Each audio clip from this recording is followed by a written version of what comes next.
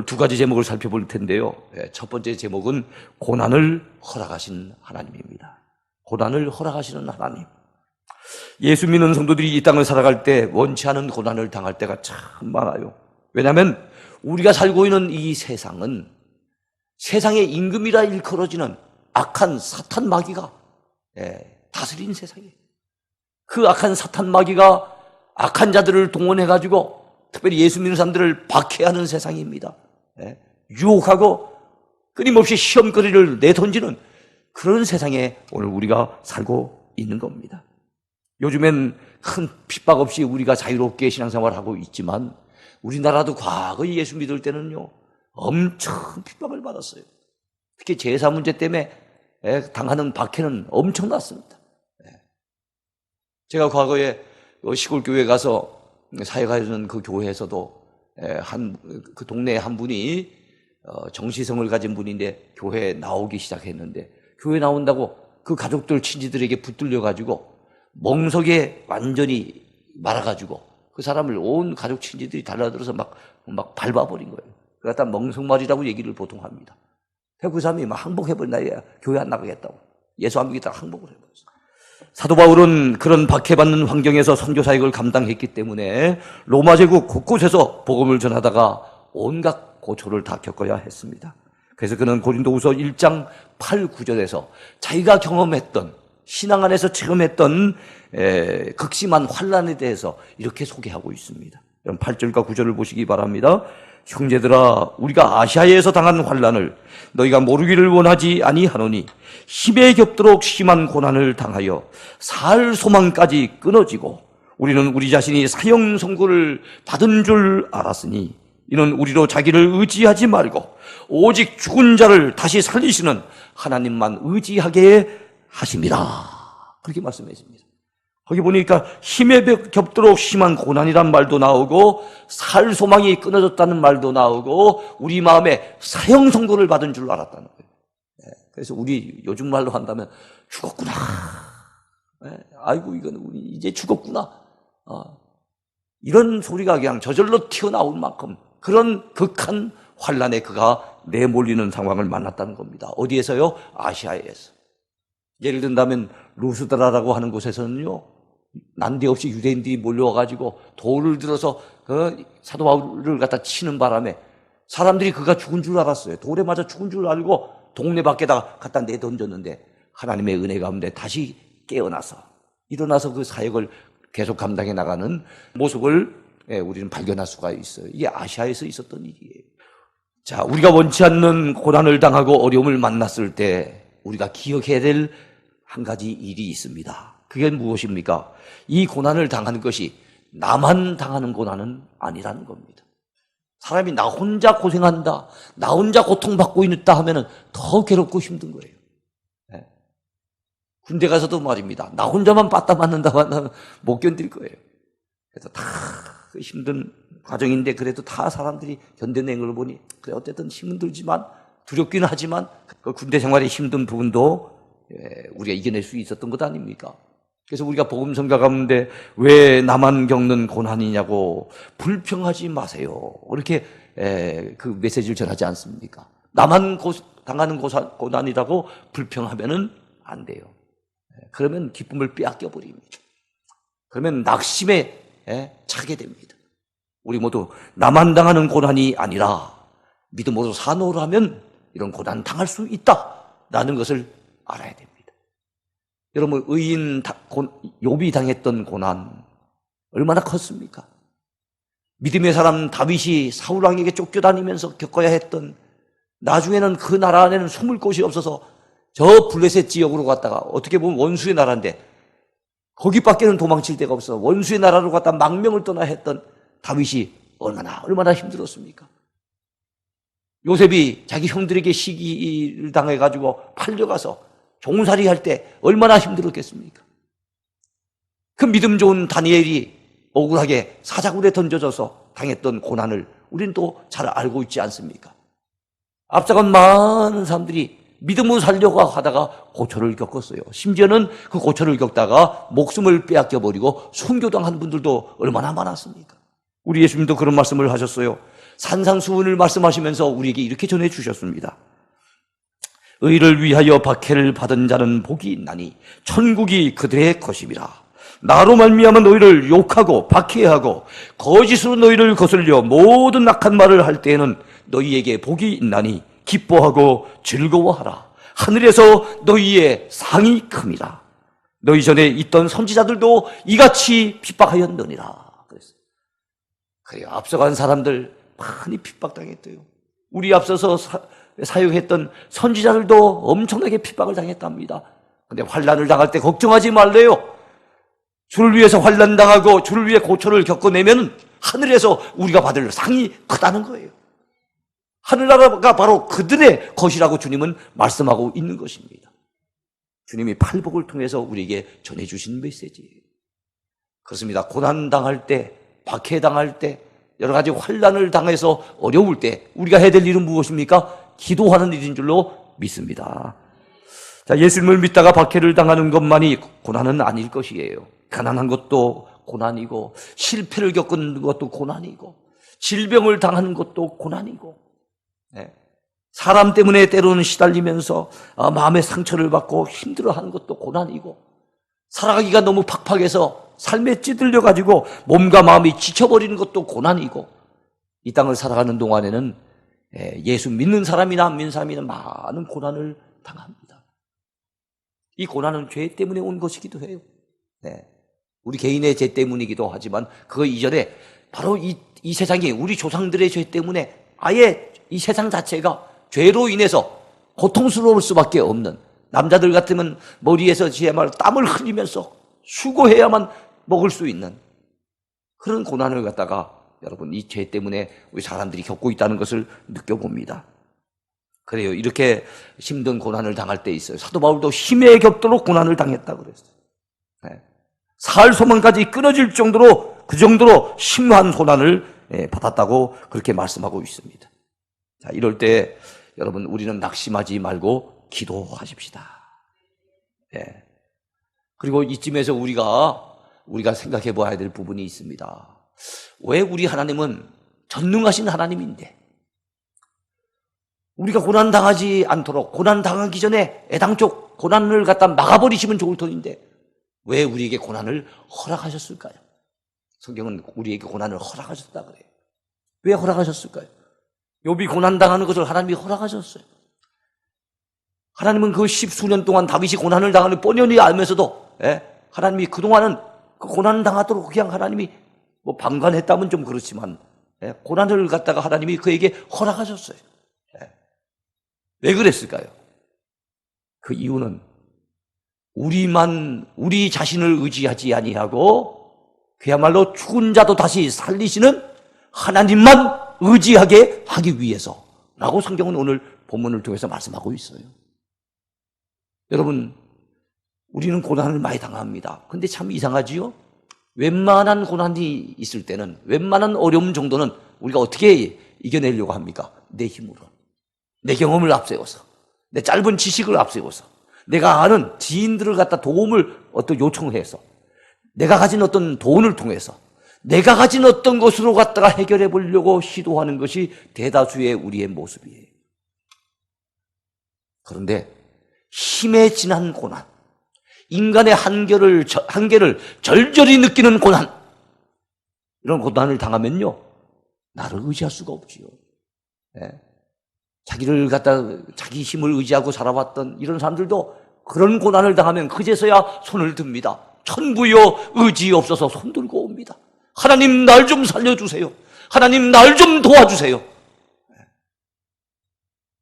그래서 우리 하나님은 때로는 그 심한 고난을 통해서 하나님만 의지하는 사람으로, 하나님만 바라보는 믿음의 사람으로 우리를 다듬으시고 훈련하게 하시기 위해서 때로는 우리에게 고난을 허락해 주신다는 거예요. 그것이 오늘 사도 바울이 깨달은, 오늘 본문을 통해서 우리에게 전해주는 메시지입니다. 그렇다면 우리 하나님은 우리에게 어떤 사람이 되기를 원하실까요? 사사건건 모든 일들을 하나님만 믿고 하나님만 의지하고 하나님만 바라보는 믿음의 삶을 살기를 원하시는 거예요. 올해 우리 교회 표처럼 오직 믿음으로 살리라, 이런 마음의 다짐을 가지고 살기를 주님은 원하시는 거예요. 믿음이 없이는 기쁘시게 못한다고 했습니다. 달리 말하면 믿음으로 살 때 우리 하나님께서 우리를 기뻐하시면서 우리를 통해서 영광을 받으시는 줄로 믿습니다. 그래서 하나님이 능력이 없어서가 아니에요. 우리 하나님 또한 사랑의 하나님이잖아요.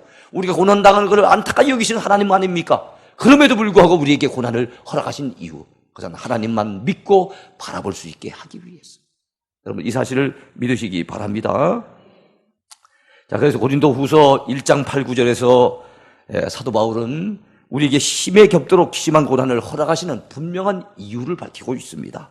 형제들아, 우리가 아시아에서 당한 환난을 너희가 모르기를 원하지 아니하노니 힘에 겹도록 심한 고난을 당하여 살 소망까지 끊어지고 우리는 우리 자신이 사형 선고를 받은 줄 알았으니 이런 우리로 자기를 의지하지 말고 오직 죽은 자를 다시 살리시는 하나님만 의지하게 하심이라.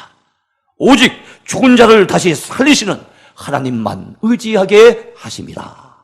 할렐루야. 이것이 힘에 겨운 고난을 우리에게 허락하시는 하나님의 이유예요. 자, 두 번째 제목입니다. 위로를 주시는 하나님. 아까는 고난을 허락하시는 하나님에 대해서 살펴봤어요. 이번에는 위로를 주시는 하나님이십니다. 자, 기독신자들에게는 누구에게나 고난이 있다고 해도, 그리고 그 고난이 결국에는 유익이 된다고 해도, 여러분, 그 고난의 과정들을 감수하면서 오랜 세월 견뎌낸다는 것은 결코 쉬운 일이 아닙니다. 하나님이 내게 고난을 주셨다. 우리 믿는다고 쳐요. 그리고 그 고난은 결국엔 유익될 것이다. 우리가 믿는다고 쳐요. 그렇더라도 웬만한 신앙인이 아니면 그 계속되는 여러 번의 그 고난을 갖다 참고 인내하고 견뎌내고 이겨낸다는 게 결코 쉽지 않습니다. 하나님은 그것을 아시고 우리에게 고난만 주신 것이 아니라 고난당하는 순간순간, 고난당하는 그 과정 속에서 우리에게 필요한 위로를 가장 적당한 때 하나님의 방법으로 우리에게 공급해 주신다는 사실을 믿으시기 바랍니다. 아까도 말씀드렸죠. 말씀을 통해서 때로는 위로해 주시기도 하고 내 마음을 만져주기도 하고 기도할 때 주의 성령께서 가슴 벅찬 내 마음의 감동을 선사하기도 하고 때로는 찬송가 한 구절이 내 마음에 탁 와닿아서 내 맺힌 오랫동안 아파했던 이 가슴을 갖다 시원하게 풀어주시기도 하고 어떨 때는 내 곁에 사람을 한 사람 붙여주셔가지고 그 한 사람의 말 한마디가 나에게 큰 위로가 되고 힘이 되고 용기가 되기도 하고 하나님의 방법은 다양하지만 분명한 것은 하나님은 고난만 주시는 하나님이 아니라 위로도 주시는 하나님이라는 사실입니다. 여러분 이 사실을 믿으시기 바랍니다. 그리고 고린도후서 1장 3, 4절에서 사도 바울은 이런 얘기를 해요. 하나님을 위로해 주시는 하나님으로 묘사하고 있습니다. 찬송하리로다. 그는 우리 주 예수 그리스도의 하나님이시요 자비의 아버지시요 모든 위로의 하나님이시며 우리의 모든 환난 중에서 우리를 위로하사 우리로 하여금 하나님께 받는 위로로서 모든 환난 중에 있는 자들을 능히 위로하게 하시는 이시로다. 우리가 받는 위로로서 환난 중에 있는 자들을 능히 위로하게 하시는 자, 그분이 누굽니까? 하나님이세요. 그 하나님이 우리에게 위로 주시는 두 가지 이유가 있어요. 하나는 내게 위로가 필요하니까. 그 위로가 없으면 지쳐서 쓰러질 지경이니까. 그래서 우리 자신에게 위로해 주시기 위해서 주시는 위로가 첫 번째 이유예요. 두 번째 이유는 우리 주변에 보니 환난 당하는 자가 꽤 있는 거예요. 시험을 겪는 자가 꽤 있는 거예요. 힘들게 사는 인생들이 많이 있는 거예요. 그들을 갖다 위로해 주게 하기 위해서입니다. 여러분, 별로 아픔을 겪어보지 않은 사람, 별로 슬픔을 당해보지 않은 사람이 찾아와서 말로 아이고 힘내세요. 아이고, 아버지 돌아가셨으니 얼마나 참 안타깝습니까? 어머니 소천하셨으니 얼마나 슬프겠습니까? 사랑하는 남편을 떠나보냈으니 얼마나 마음 괴롭겠습니까? 사랑하는 아내를 떠나보냈으니 얼마나 괴로우십니까? 이렇게 말을 해줘도 그런 경험을 안 했던 사람의 이야기에 대해서는 이야기는 큰 힘이 안 됩니다. 저도 어머니가 벌써 오래전에 돌아가셨는데 저도 제 아내를 갖다 앞서 보냈는데 그런데 저도 보니까 그래도 참 하나님이 시간이 지나면서 참 이겨낼 수 있는 힘을 주시고 또 하나님이 위로해 주십니다. 집사님 힘내세요. 그러면서 손을 꼭 잡아주면은 그걸 경험했던 사람이 하는 위로이기 때문에, 나도 과거에 이렇게 몸의 질병 때문에 고생을 많이 했었는데 참 그래도 하나님이 은혜 가운데 참 기적적으로 낫게 해주시고 회복시켜 주셔서 이렇게 살고 있습니다. 그러니까 너무 낙심하지 마세요. 저를 고쳐주신 하나님, 우리 집사님도 분명히 고쳐주실 거예요. 회복시켜 주실 거예요. 그러면서 손을 꼭 잡고 아팠던 사람이 위로해주고, 여러분 그런 위로의 말을 전해주면요, 힘이 나겠습니까? 안 나겠습니까? 힘이 나죠. 그래서 우리 자신도 위로가 필요한 줄로 아시고 위로해 주실 뿐만 아니라 그 누군가를 위로하게 하기 위해서, 그 위로하는 데 쓰임받는 도구로 삼으시기 위해서 하나님은 우리를 위로해 주신다는 거예요.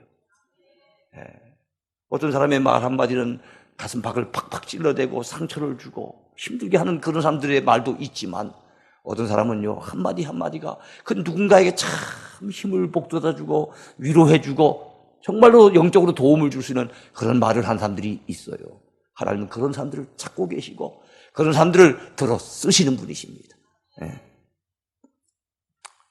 자, 고린도후서 1장 7절에서 사도 바울은 이런 얘기를 합니다. 너희를 위한 우리의 소망이 견고함은 너희가 고난에 참여하는 자가 된 것 같이 위로해도 그러할 줄을 압니다.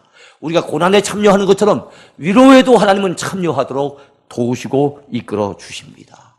고난을 주신 하나님, 위로도 주신다는 것을 잊지 마시기 바랍니다. 자, 우리가 살아가면서 만나는 사람들 중에는 때때로 우리에게 큰 위로를 전해주는 사람들이 있습니다.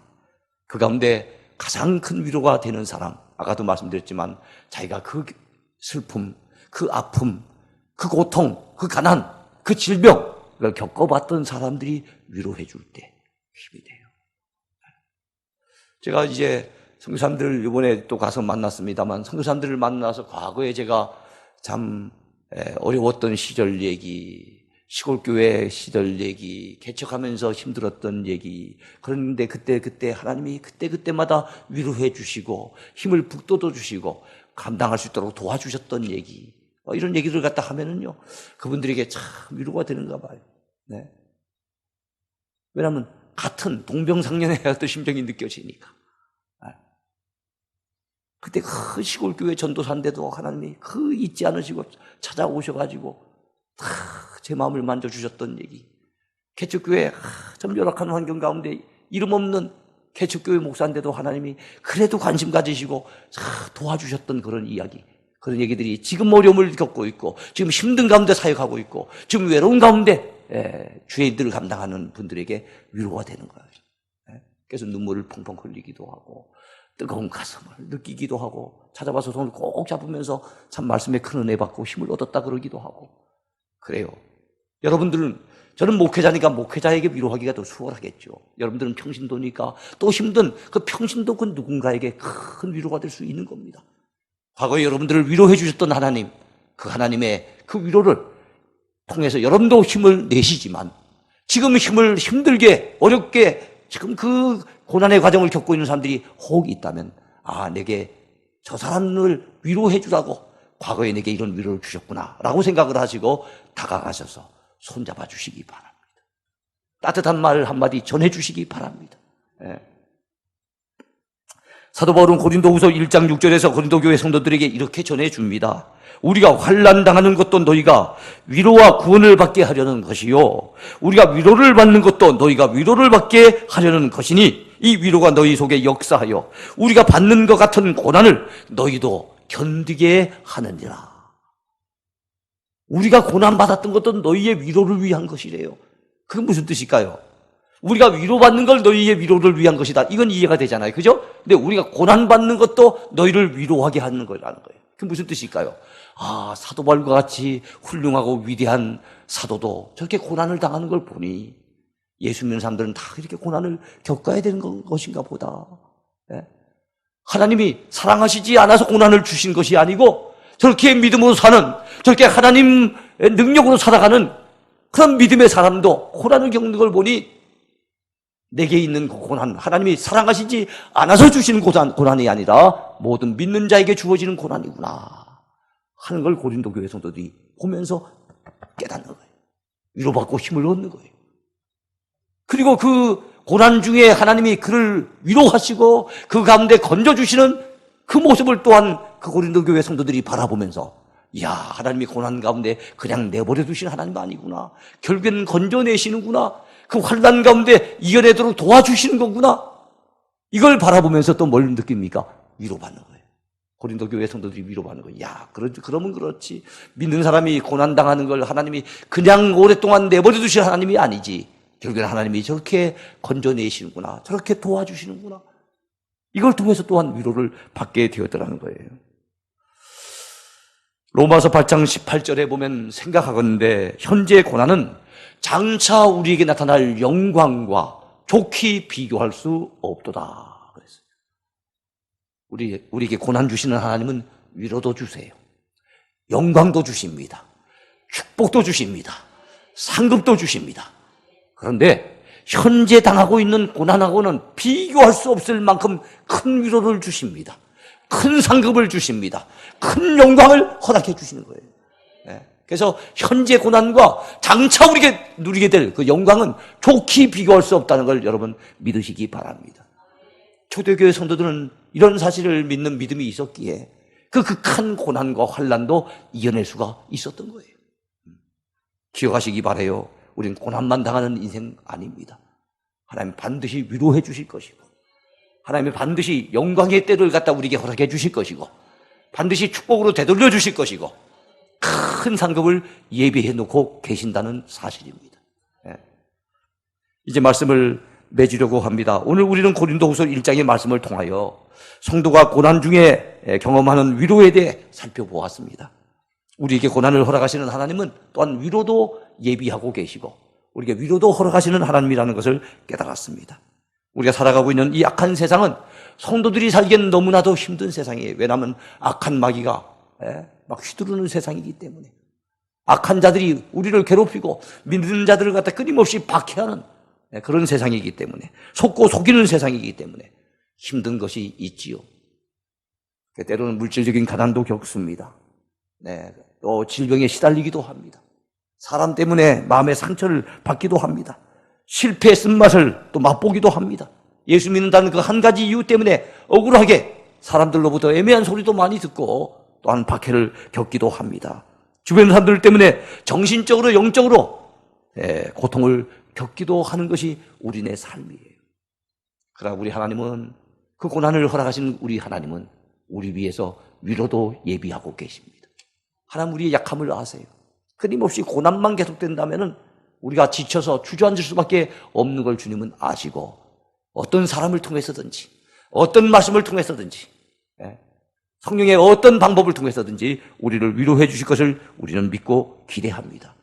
그 하나님 놓치지 마시기 바라요. 그래서 말씀 속에서 하나님 주시는 위로에 여러분 항상 귀를 기울이시기 바라고, 또 열심히 기도한 가운데 주께서 성령님을 통해서 주실 그 위로를 경험할 수 있게 되길 바랍니다. 그래서 극한 고난을 잘 이겨내고 하나님이 주실 영광의 미래의 소망을 내다보면서 오늘 믿음으로 잘 이겨내고 승리해 나가는 저와 여러분 모두가 되기를 축원해 드립니다. 기도하겠습니다. 주님 앞에 섭니다.